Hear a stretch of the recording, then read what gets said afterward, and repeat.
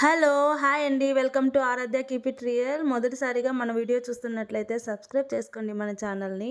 నేను ఇవాళ అయితే గవ్వలు, స్వీట్ గవ్వలు అండ్ కాజు స్వీట్స్ బిస్కెట్స్ చేస్తున్నానండి.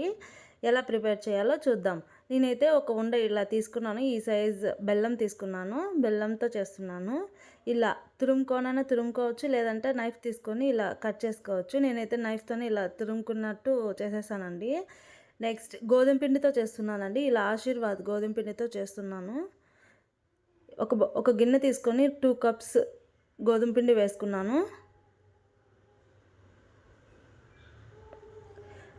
2 కప్స్ తీసుకున్నానండి. పక్కా కొలతలతో చేస్తేనేనండి ఇవి, లేకపోతే మొత్తం పాడైపోతాయి.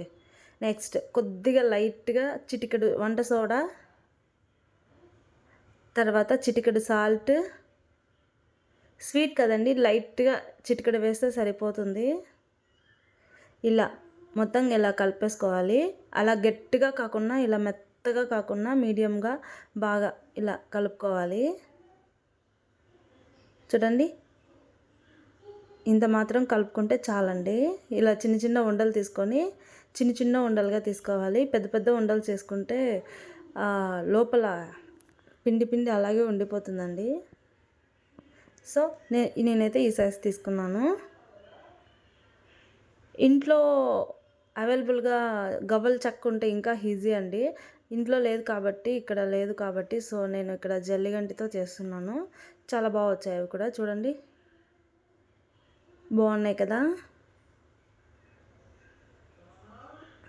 మంచిగా షేప్ వచ్చాయి కదా గవ్వలు.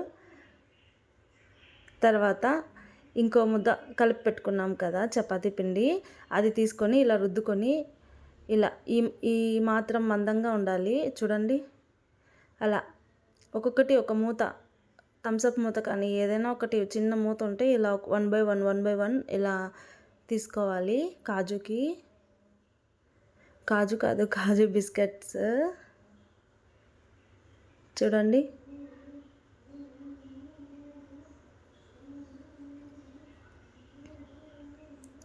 ఇలా అన్నీ ఒక ప్లేట్లోకి తీసుకోవాలి. చూడండి, ఇవి ఒకటికొకటి అతుక్కోవండి, విడివిడిగానే ఉంటాయి.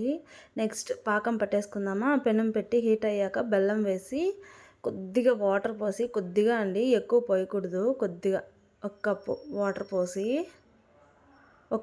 ఒక కప్పు బెల్లంకి 1/2 కప్పు వాటర్ పోసా చాలండి. బెల్లం అంతా కరిగాక ఇలా వస్తుంది.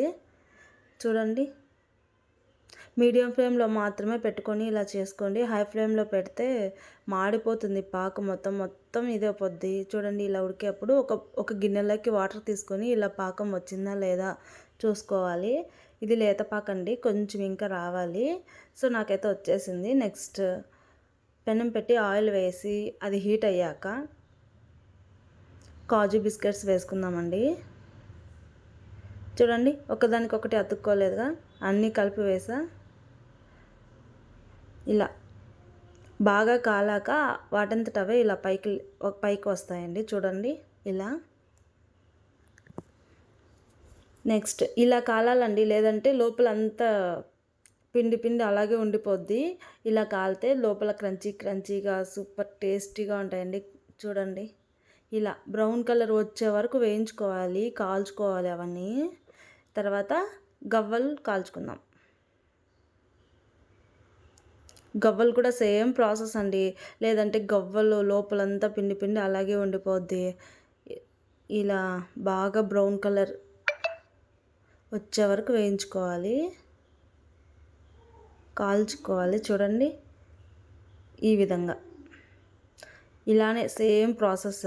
బెల్లం పాకం కానీ ఇలా ఏది మిస్ అయినా, ఏది మిస్టేక్ అయినా అస్సలు రావండి, గట్టిగా అతుక్కుపోతాయి ఒక్కొక్కటి. ఇలా ఒక బౌల్లోకి తీసుకొని కలిపేసుకొని ఒక ప్లేట్లోకి సర్వ్ చేసుకొని తినేయడమే. ఇది ఒక 10 days అలా నిల్వ ఉంటుందండి. మీరు కూడా ట్రై చేయండి. ఈ వీడియో మీకు నచ్చినట్లయితే లైక్, షేర్, సబ్స్క్రైబ్.